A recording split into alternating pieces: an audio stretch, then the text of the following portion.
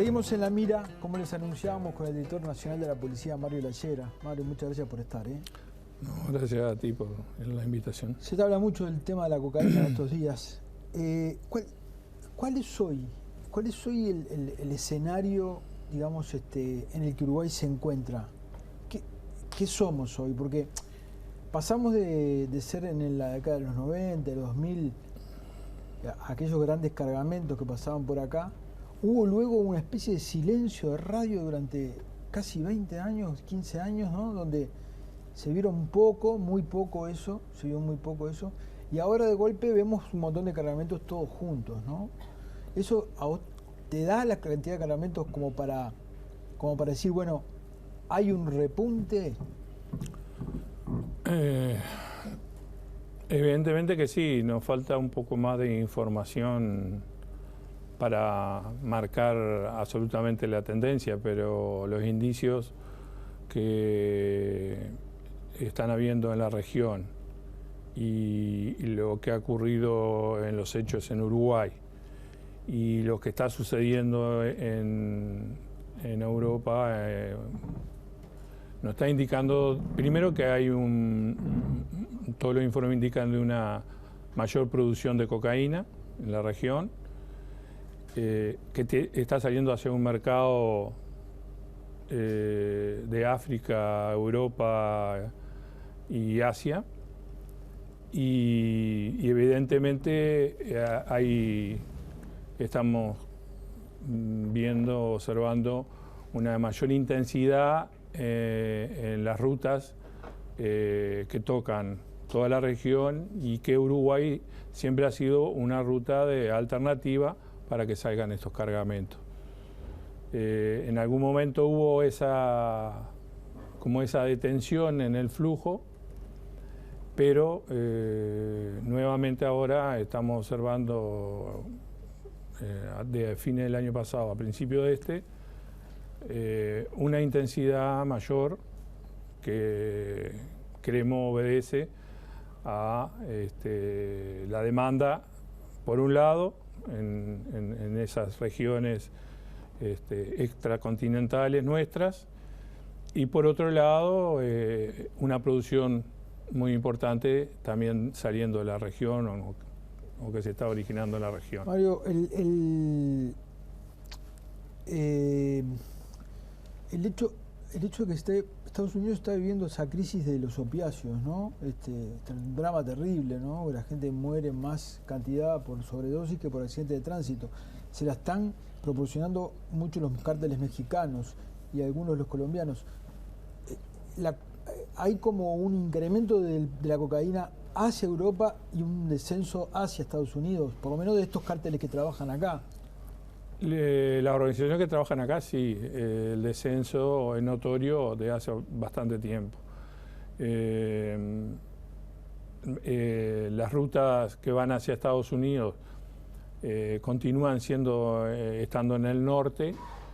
No hay una manifestación clara de usar la ruta del sur para subir hacia los Estados Unidos. Tiene sentido bajar para después subir, ¿no? Tiene sentido. Tiene sentido porque eluden la zona caliente. Claro, los costos son iguales, pero para Estados Unidos toda la región de Sudamérica es un riesgo. Es decir, que toda aquella mercadería o tránsito que hay de Sudamérica y pasa por América del Norte está catalogada como de riesgo, y por lo tanto hay mayores controles. Entonces, las modalidades que se utilizan para ingresar a los Estados Unidos están más centralizadas sobre lo que viene a ser América Central y México.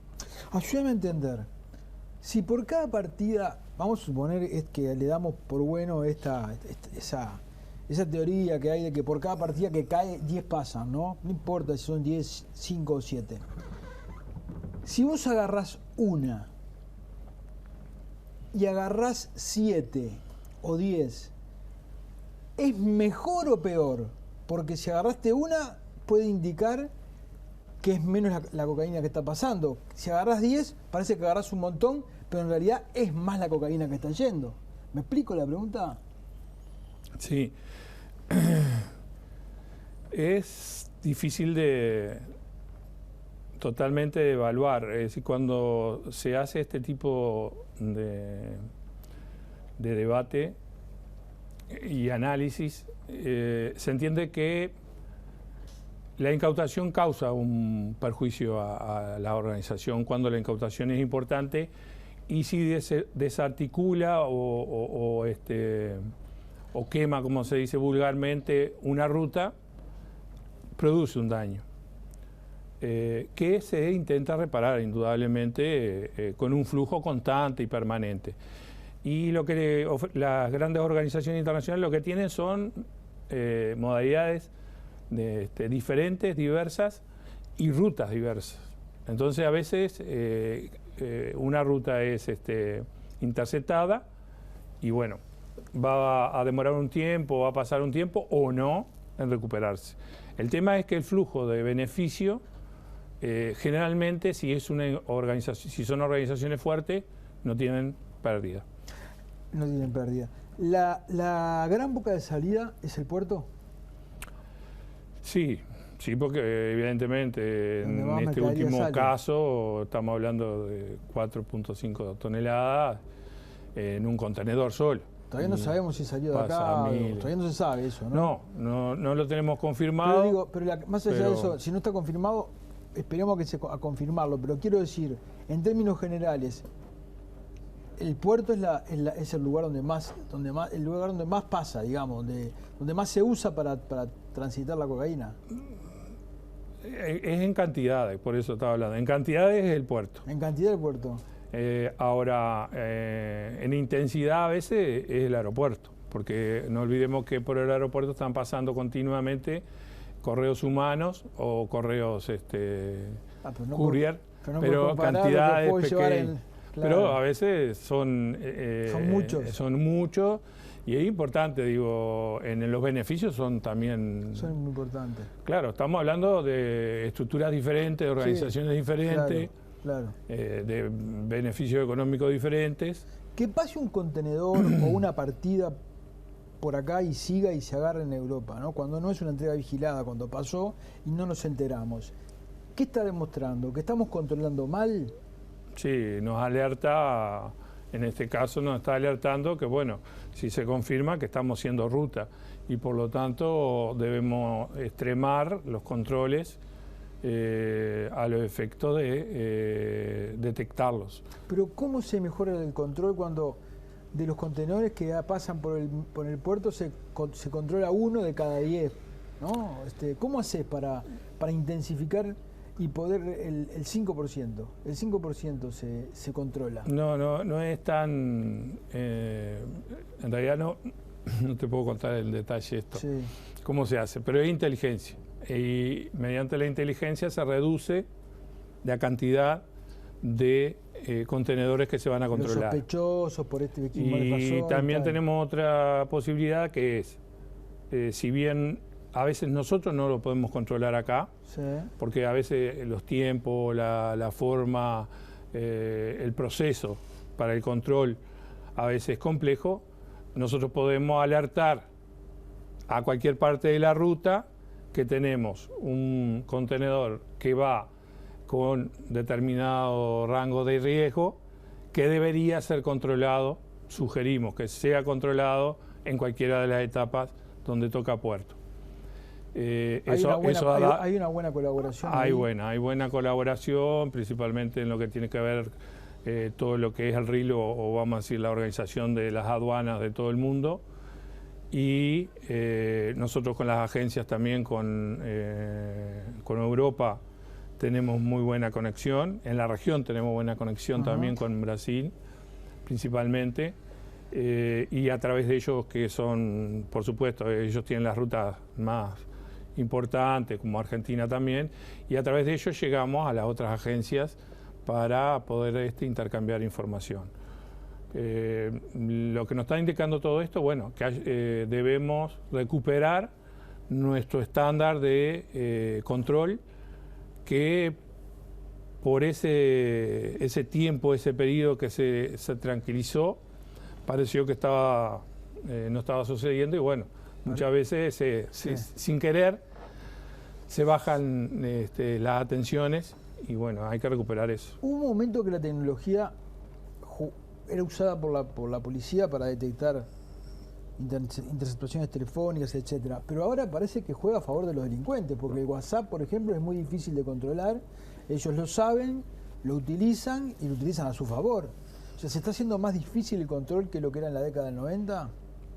El control en sí no, la investigación y la inteligencia sí, eso sí. Tenemos, claro, no solo por el tema de la tecnología, avanzó y se puso a disposición incluso de las organizaciones criminales, porque en realidad las agencias policiales deben cumplir con normas y códigos y el respeto de los derechos humanos, de la privacidad, es decir, y de un proceso que está establecido a través de la justicia para la investigación, y las organizaciones criminales tienen acceso a mejor tecnología porque no tiene código. Claro. Entonces, Claro. Y tienen... Vos tenés reglas que respetar y ellos no. Ellos no. Y tienen un importante sostén financiero para adquirir esa tecnología. Dime una cosa, estamos hablando de las grandes organizaciones que usan este territorio para pasar y llevar hacia Europa. Luego, en el otro extremo, tenemos las pequeñas bandas de microtráfico que se están matando en la periferia. En el medio, ¿qué hay? ¿Hay narcotraficantes locales de peso importantes? Y hay contactos, sí, siempre dijimos. Una cosa no está alejada de la otra, aunque nos parezca a veces, o a la gente que no participa en el estudio, en la investigación, le parece que son ajenas, pero hay una integración, hay una situación de integración. Y en el medio están aquellos que buscan alcanzar niveles de narcotraficantes o de organizaciones, o estar incluidos en organizaciones cuyos beneficios son mucho más importantes de lo que le deja el microtráfico en sí mismo. Es decir, es como un sueño del narcotraficante de llegar a traficar cantidades hacia los mercados de Europa, porque el beneficio va a ser mayor, los riesgos van a ser menores, y esa tendencia es continua. ¿Y cómo es el perfil de ese traficante? Y muchas veces vemos que hay personas que no tienen antecedentes, que no han tenido un involucramiento en delitos violentos, y que aparecen de repente y bueno, como... Se juega una ficha. Se juega una ficha. Y en otros casos hay delincuentes muy violentos y pesados que intentan, en base al dominio del mercado, de ese mercado pequeño nuestro, en base a eso alcanzar un nivel que le permita participar de alguna manera en los cargamentos más grandes y le den esos beneficios. Lo hemos observado a lo largo del tiempo, que siempre ha sucedido esa tendencia. Mario, se dejó en determinado momento, yo creo que alguna vez hablamos esto, en aquella época, 90, 2000 y poco, cuando se concentró la brigada en el gran cargamento, se desatendió el microtráfico que terminó floreciendo en esto que se ha convertido hoy. ¿Lo corremos un poco de atrás? Sí, fue una estrategia, fue una estrategia de economía, de seguridad, si le quisiéramos llamar. En algún momento lo que estaba en peligro, la amenaza principal, era la instalación de las grandes organizaciones en nuestro país. Lo que se ha observado en esos casos, que países pequeños como el nuestro, en donde se instalan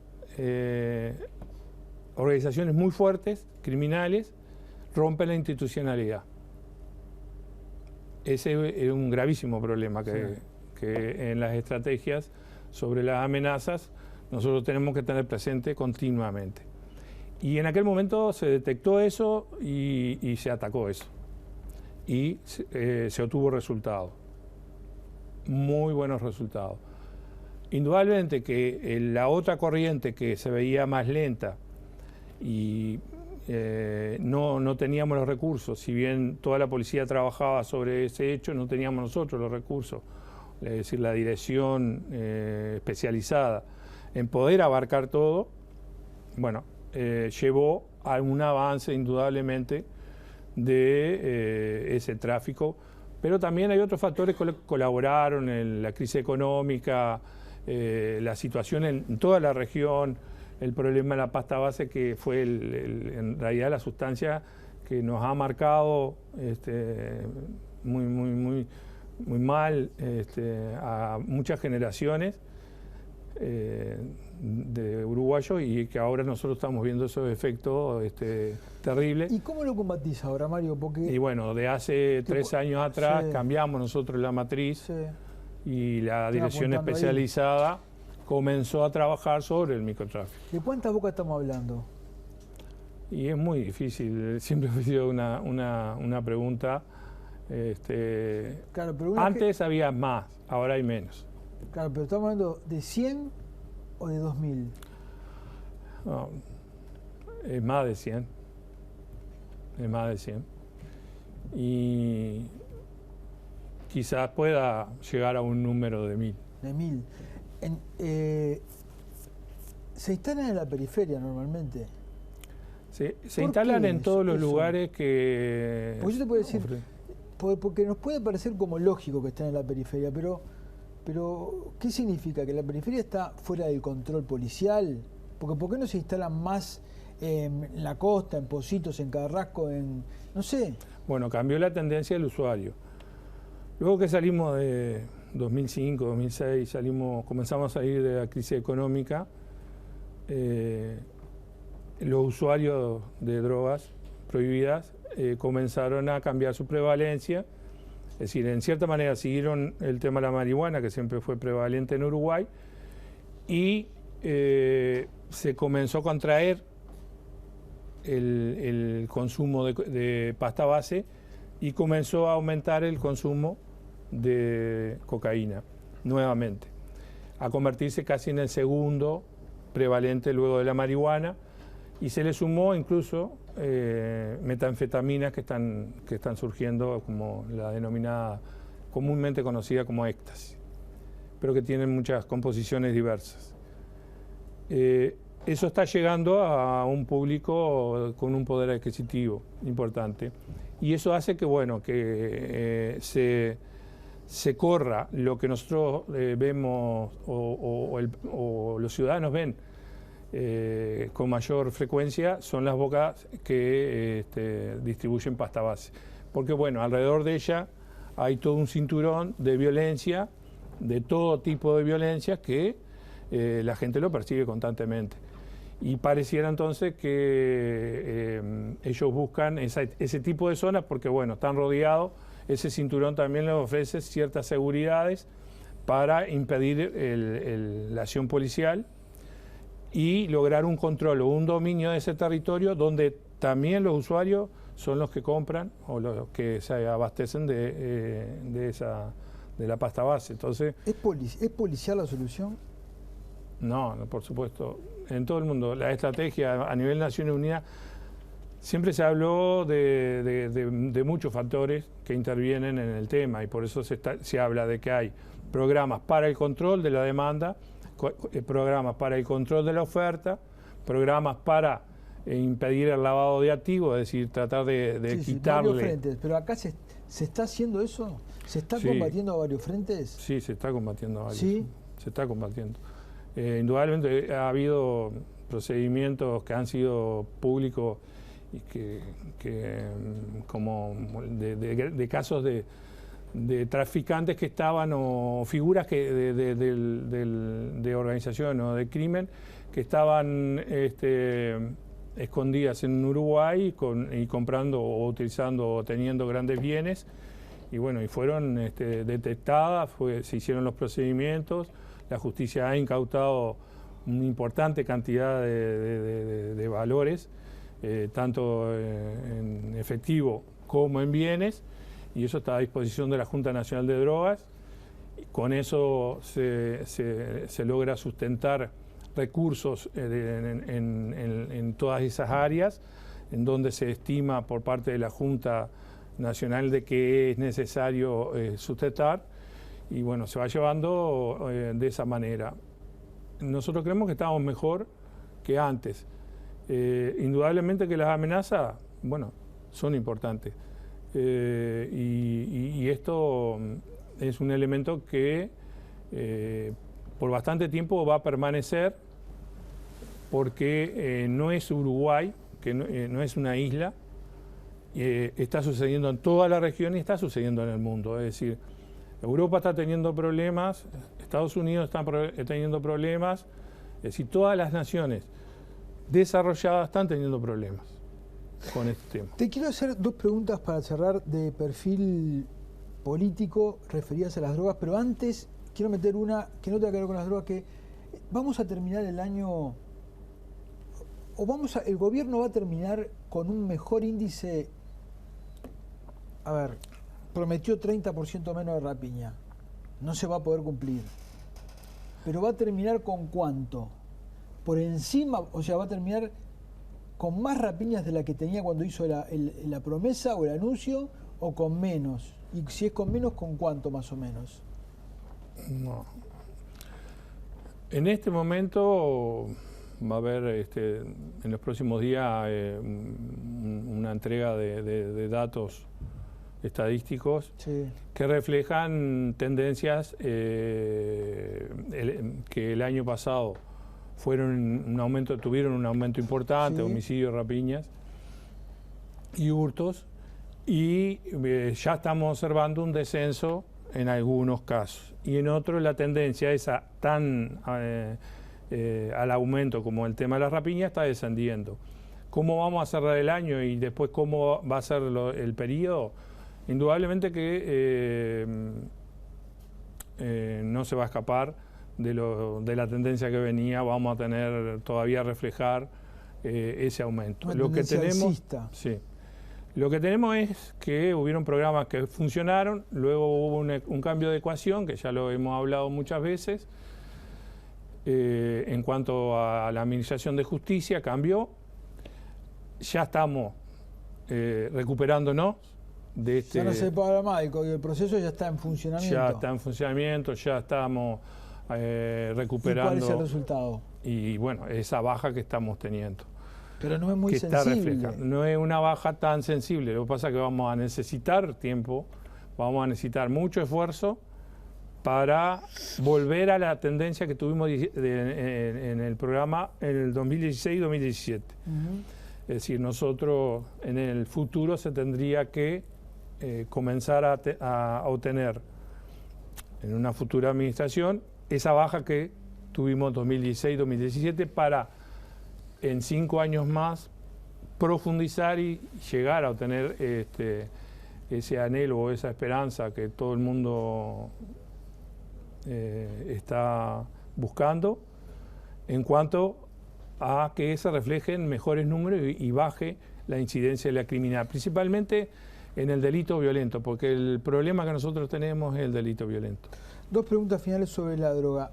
¿En la legalización de la marihuana contribuyó negativamente a bajar, como se dice, la sensación de peligrosidad y por tanto el consumo fogonea el tráfico? ¿Fue una medida que pensás que puede haber impactado negativamente? Yo dije siempre que este programa o esta estrategia es un modelo interesante que hay que estudiarlo, pero que como todo necesitamos tiempo. Yo sé que vivimos época de ansiedad, de que todos queremos la solución rápida al problema, pero estos problemas vienen de hace 40, 50 años, 60 años. Esos problemas no se solucionan muy rápidamente. Creemos que el tema de la marihuana ha ofrecido una puerta, una ventana hacia otra forma de solucionar la situación. O sea que no lo ves como negativo en principio. No lo veo como negativo. Pero entonces yo te hago esta pregunta. En el año 1972, Nixon le declaró la guerra a las drogas. Desde entonces se han gastado decenas de miles de millones de dólares. Las organizaciones delictivas han aumentado. Los cultivos han aumentado. Los consumidores han aumentado. La cantidad de variabilidad de drogas ha aumentado. El precio de la droga ha bajado. Hay decenas de miles de muertos en el combate. ¿Cuánto falta para que haya un sinceramiento y digamos, señores, la guerra de las drogas se perdió hace tiempo? Lo han dicho generales que han estado al frente del combate de la droga en Estados Unidos, porque algunos se han animado a romper el discurso político, pero que se está perdiendo la guerra de las drogas es un hecho indiscutible. Bueno, yo tengo siempre esta definición. Parto de la base de que esto no es una guerra. Llamale combate, llamale como quieras. Bueno, pero no es una guerra. No es una guerra porque en la guerra yo busco eliminar al enemigo y dejarlo totalmente. Y acá estamos siempre actuando en los estados de derecho, democráticamente, estamos actuando con una norma, el cumplimiento de la ley. Entonces, se le cuestionó a Estados Unidos la definición del tema guerra, ¿no? Yo discuto ese término. Así como se le discutió el de narcoterrorismo en su momento, etcétera. Pero olvidémonos, olvidemos ese debate. El combate al narcotráfico. ¿No te parece que vos que conocés? El tema este es político. Esto me lo dijo, no me lo dijeron a mí, se lo dijo a un público general en ocasión de una conferencia antidrogas en Roma. Una de las charlas o de las conferencias que pasaron estaba a cargo de un psiquiatra, no recuerdo el nombre, pero en ese momento lo que él me dijo me impactó, porque durante toda la conferencia siempre se hablaba de la guerra, el combate, los muertos que había en el camino, los policías, todo el dolor, la sociedad. Y este hombre me dijo, en palabras mías, ¿no? Porque había traducción y todo, o yo lo interpreté así, y cualquier cosa es mi error si lo interpreté así, pero me dijo que la definición de lo prohibido es política, fue política. Sí. Mientras que el daño es a la salud. Dos elementos. Es como que yo definiera, bueno, a partir de ahora el Parlamento de cualquier país, Naciones Unidas, dice, el cáncer está prohibido. Y salen todas las normas, el cáncer está prohibido. Y bueno, y hay que combatir el cáncer. Pero el cáncer es una enfermedad. ¿Y la droga qué es? Es una enfermedad que políticamente se prohibió determinadas sustancias por el daño que causa y la enfermedad que causa. En nuestro país, por ejemplo, desde la primera norma sobre las sustancias prohibidas y sobre el uso, nunca un individuo que consumía fue penado porque el concepto era de enfermedad. Seguro. Y eso siempre lo tuvimos nosotros. Sí.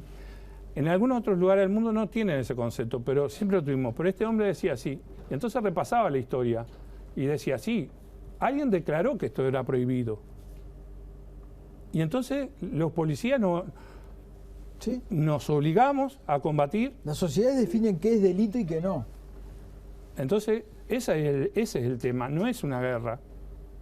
Pero vos, después de esa definición y que te viste obligado a combatir... Y me di cuenta, porque él me decía, ustedes, prepárense, porque ustedes han desarrollado ustedes policías, han desarrollado como una coraza donde a ustedes le definen que esto es una guerra, para que ustedes se comprometan, para que ustedes se sacrifiquen, para que ustedes vayan. Sí. y tengan un respaldo moral Sí. aparte del cumplimiento Sí. de la ley, porque los sacrificios que exige la investigación, el combate, como se dice, son muy fuertes, Pero vos lo haces son muy grandes. pero vos lo hacés convencido de que algún día vas a lograr que no haya tráfico de droga. No, no lo hago convencido. Yo lo hago dando el tiempo. Después de eso, antes pensaba que sí. Después de eso pensé que no, que lo que yo hago es cumplir la ley, dar cumplimiento a la ley, tratar de contener el fenómeno, minimizar el daño hasta que haya una resolución. ¿Por dónde tiene que venir? Bueno, esa resolución tiene que venir por una voluntad política, por una investigación científica. ¿Vos estás de acuerdo con legalizar las drogas? No estoy de acuerdo si se hace solamente por una parte de la sociedad. No, si es global. Si Tiene es global, que ser global. Y para que sea global yo todavía lo veo muy lejano. Pero creo que un día... Pero como concepto, como concepto creo, final sí, está de acuerdo. Como concepto final sí. Mario, muchísimas gracias. Gracias a ti. Gracias a ustedes por haber estado ahí. Los esperamos la semana próxima. Que pasen bien.